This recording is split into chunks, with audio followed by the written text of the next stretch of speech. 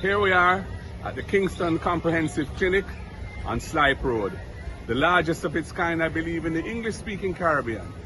And we're here because they have a special day today promoting and providing pap smear screening for ladies.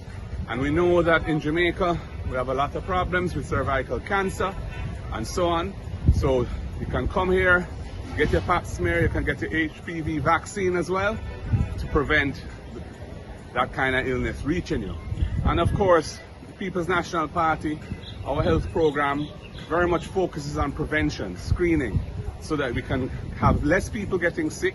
And of course, it's much less cost to the taxpayers if we can find these things early and nip them in the bud than when they develop into big problems and everybody has to be paying an arm and a leg to get health care. And we know the chronic and terrible condition of healthcare in the country now under this GLP government. So it's good to be here. It's good to have toured the facility again.